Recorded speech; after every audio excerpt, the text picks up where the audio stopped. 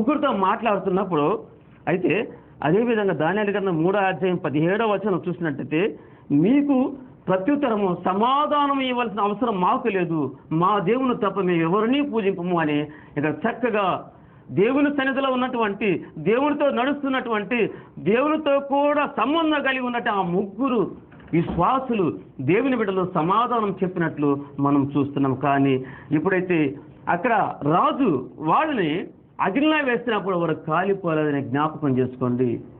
దేవునితో నడుస్తూ ఉన్నప్పుడు అనేక శ్రమలు, అనేక కష్టాలు మనకు ఎదురైనప్పుడు కూడా దేవుడు తన రెక్కలతో నిన్ను కప్పును, ఆయన రెక్కలెక్క నీకు ఆశ్రయము కలుగు చేయును.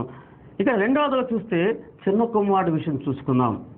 చిన్న కుమారుడు తండ్రి యొక్క సహవాసం కోల్పోయాడు, తండ్రితో సంబంధము పెంచుకున్నాడు, చాలా ఇబ్బందులు పడుతూ ఉన్నాడు. కారణం ఏమిటంటే తండ్రి యొక్క సహవాసం కోల్పోయాడు. ఆస్తిని పంచి ఇమ్మని అడుగుతున్నాడు, తండ్రి పంచి ఇచ్చాడు. ఇక్కడ లూకాసు వార్త 15:13-14 మనం చదివినప్పుడు కొన్ని దినములైన తరువాత ఆ చిన్న కుమారుడు సమస్తమును కూర్చుకొని దూరదేశమునకు పోయి అచ్చట తన ఆస్తిని దుర్వ్యాపారం వలన పాడు చేసును. అక్కడ చెడ్డ సావాసం చేశాడు. చెడ్డ స్నేహితులు అతనికి ఎదురయ్యారు. తనకున్న తండ్రి ఇచ్చినటువంటి సంపద, తండ్రి ఇచ్చినటువంటి ఆ యొక్క ఆస్తిని అంతా కూడా ఆ చెడ్డ సావాసం వలన సమస్తము కోల్పోయినట్లు ఇక్కడ చూస్తూ ఉన్నాము. అయితే ఇక్కడ ఒక్క సాక్ష్యం చెప్పాలని మీ ముందు ఇష్టపడుతూ ఉన్నాను. నాకు తెలిసినట్టు ఒక దైవజనుడు ఉన్నాడు. ఆ దైవజనుడు చాలా చక్కగా దేవుని వాక్యాలు చెప్పేవాడు. నాకు కూడా మేమందరం కూడా బైబిల్తో తెచ్చుకొని కూర్చొని తర్జన భర్జన చేసుకునేవాళ్ళని. వారికి ఒకే ఒక కుమారుడు, ఆ అబ్బాయికి తల్లి లేదు. ఆ తండ్రి గారాభంగా పెంచుకుంటున్నాడు. అబ్బాయి చాలా అందంగా ఉంటాడు, మంచి ఇంగ్లీష్ నాలెడ్జ్ కలిగినటువంటి వాడు. నేను అనుకున్నాను, అబ్బా ఇలాంటి కుమారుడు నాకు ఉంటే నాకెంతో బాగుంటుంది, ఎంతో చక్కగా ఈ పిల్లవాడు ఇంగ్లీష్ మాట్లాడుతున్నాడు, బైబిల్ రెఫరెన్స్ చెప్తున్నాడు, బైబిల్ పరిజ్ఞానం బాగా ఉన్నది, దేవుడి బిడ్డను బాగా ఆశీర్వదించాడు అనుకున్నాను. తర్వాత 10 సంవత్సరాల తర్వాత ఆ యొక్క పాస్టర్ గారు నాకు కనిపించారు. నేను అడిగిన, పాస్టర్ గారు ఈ 10 సంవత్సరాలు మీరు ఏలూరుకి వెళ్ళారని విన్నాను, నేను మీ అబ్బాయి బాగున్నాడా అని అడిగాను. ఆ పాస్టర్ గారు కర్చీపు ముఖాన్ని పెట్టుకుని ఏడుస్తూ, అయ్యా నా పిల్లవాడు ఏడుస్తూ చనిపోయాడు. పిల్లారా, చెడ్డ సావాసం వలన మనుషులు ఈరోజు చెడిపోతూ ఉన్నారు. ఈ యొక్క చిన్న కుమారుడు చెడ్డ సావాసం కలిగి ఉన్నాడు. ఏలీ మంచివాడు, ఏలీ దైవజనుడు, కానీ ఏలీ కుమారుడు చెడ్డ సావాసం చేశారు. ఆ రామ మందిరంలో వచ్చేటటువంటి స్త్రీలతో శయనించాలని కూడా ఆ యొక్క లేఖన భాగంలో రాయబడి ఉన్నది. ఇంకా చూస్తే 1వ సమూయేలు గ్రంథము 1:2-12 చూస్తే ఏలీ కుమారులు యెహోవాని ఎరగనవారైరు. ఎంత అన్యాయం చూడండి. ఒక దైవజనుడు కుమారులు దేవుణ్ణి ఎరగనటువంటి వారుగా అయ్యారంట. చూడండి, చెడ్డ సావాసం వల్ల మంచి ప్రవర్తన కూడా చెడిపోతుంది. ఇంకా చూస్తే లూకాసు వార్త 15:18-19 చూసినప్పుడు, నేను లేచి నా తండ్రి వద్దకు వెళ్ళి, తండ్రి నేను పరలోకమునకును విరోధముగాను నీ ఎదుట పాపము చేసి తిని, ఇక మీదట నీ కుమారుడను అర్పించుకొనుటకు యోగ్యుడును కాను, నన్ను నీ కూలివారులు ఒకనిగా పెట్టుకోమని అతను చెప్పుదని లేచి తండ్రి వద్దకు వెళ్ళిను. ఇక్కడ చిన్న కుమారుడికి కష్టాలు వచ్చింది, చాలా శ్రమలు పడ్డాడు. చివరికి పందులు తినేటటువంటి పొట్టు కూడా తినాలనుకున్న ఆశపడ్డాడు, కానీ అవి కూడా దొరకలేదు. పాపం చాలా ఇబ్బంది పడుతున్నాడు.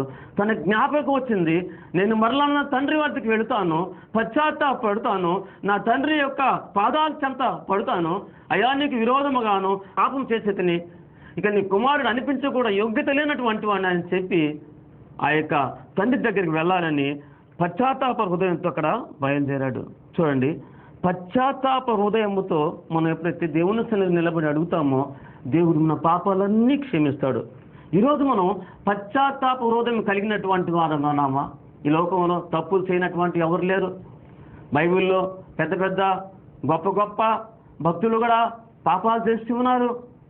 వారు కూడా దేవుని సముఖంలో భయపడి వణుకుతో వినయముతో వారు దేవుని సన్నిధిలో పాపాలు ఒప్పుకున్నట్లు చూసాము. ఒక వాక్యం మనం జ్ఞాపకం చేసుకుందాం. దావీదు యొక్క జీవితం ఈరోజు మనం జ్ఞాపకం చేసుకుందాము. కీర్తన గ్రంథము 51వ అధ్యాయము 4వ వచనము, 6వ వచనము, 7వ వచనం మనం చూసినప్పుడు, నీకు విరోధంగా నేను పాపం చేసి ఉన్నాను, నీ దృష్టి ఎదుట నేను చెడుతనము చేస్తున్నాను, కావున ఆజ్ఞ ఇచ్చినప్పుడు నీవు నీతిమంతుడుగా ఆగకూడదు. 4వ వచనము. తర్వాత 6వ వచనం చూసినప్పుడు, నీవు అంతరంగములో సత్యము కోరుచున్నావు, ఆంతర్యమును నాకు జ్ఞానము తెలియజేసేదవు, నేను పవిత్రుడగినట్లు ఈ సోపుతో నా పాపము కడుగుము. 11వ వచనం చూస్తే, నీ సన్నిధిలో నేను త్రోసివేయకము. చూడండి, ఒక దేశపు యొక్క రాజు ఇంత పశ్చాత్తాప హృదయంతో ఎందుకు అడుగుతున్నాడండి? ఇతను ఏం చేశాడు పాపం? ఇతను గొప్పగా దేవుడు ఆశీర్వదించాడు. మన ఫ్లాష్ బ్యాక్ వెళితే, ఇశ్రాయేలు దేశంలో న్యాయాధిపతులు పరిపాలన చేస్తున్న సమయంలో సమూయేలు ప్రవక్తగా ఉండి ఇశ్రాయేల్ ప్రజలకు న్యాయం తీస్తూ ఉన్నాడన్నమాట. అయితే సమూయేలు వృద్ధుడైన తర్వాత తన బిడ్డలు న్యాయం తీర్చడం ప్రారంభం చేశారు. అయితే వారు అన్యాయంతో లంచాలు తీసుకొని న్యాయం చేసేవారంట. ఇశ్రాయేల్ ప్రజలందరూ కూడా వెళ్ళి సమూయేలుతో, అయ్యా, నీలాగా నీ బిడ్డలు లేరు కానీ లంచాలు తీసుకొని న్యాయం చెప్తున్నారు, మాకు ఒక రాజు కావాలన్నారు. సమూయేలు దేవుని సముఖంలో ప్రార్థన చేసినప్పుడు సౌలుని రాజుగా ఎన్నుకోమని చెప్పి సౌలుకి అభిషేకం చేయమన్నాడు. అదే సౌలు దేవునికి యథార్థంగా జీవించిన సమయంలో మరలా సమూయేలుతో మాట్లాడి, నువ్వు మరలా యెష్షయి కుమారుడైనటువంటి దావీదుని మిమ్మల్ని అభిషేకం చేయి. ఈ దావీదు ఎలాంటి వాడండి? గొర్రెలు కాపరి, ఒక పేద గొర్రెల కాపరి తీసుకొని వచ్చి దేవుడు ఇశ్రాయేలు దేశానికి అభిషేకం చేస్తే, దావీదు ఏం చేశాడంటే పాపం చేశాడు. బత్షెబా అనే స్త్రీతో పాపం చేశాడు.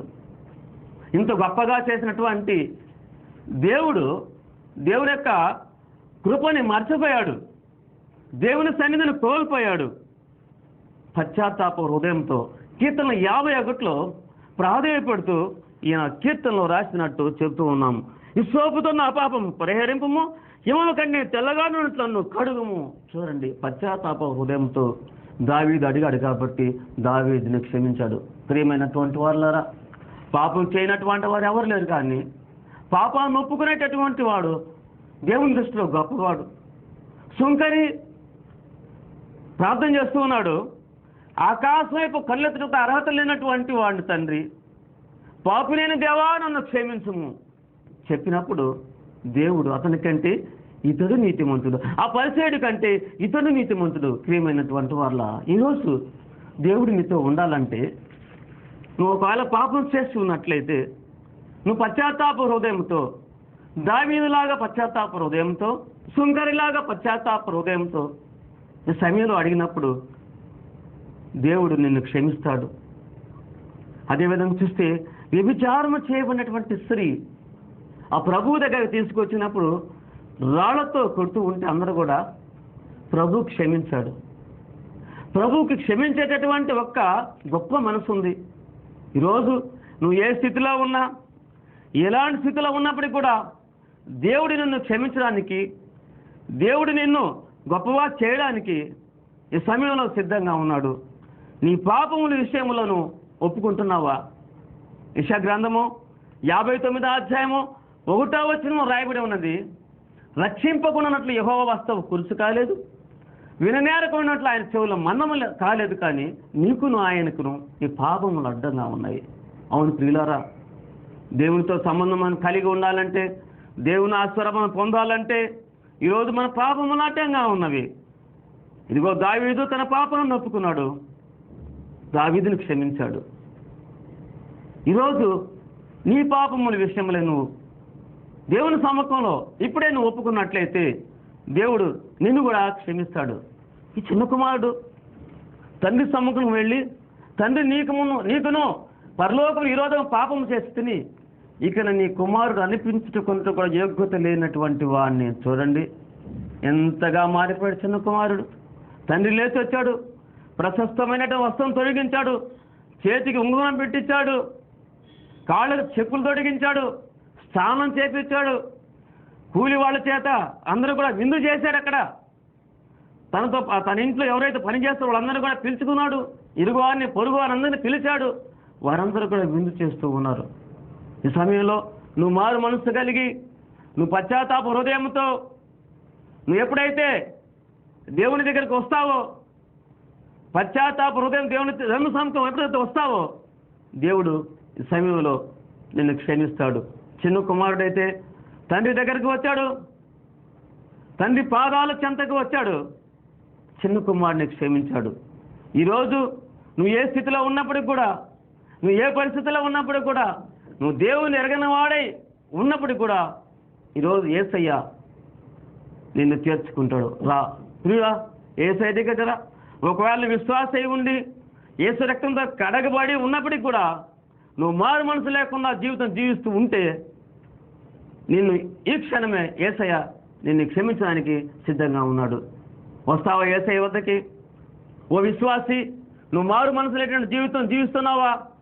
ఒకవేళ జీవించినట్లయితే ఇప్పుడు నీ మనసును మార్చుకో. తండ్రి, నీకును పరలోక విరోధం పాపం చేసి తిని ఇంతకాలం ప్రభా వ్యర్థమైన జీవితం జీవించాను ప్రభా, నీ రక్తంతో కడగబడి కూడా ప్రభా వ్యర్థమైన జీవితం జీవించాను తండ్రి, నన్ను క్షమించా.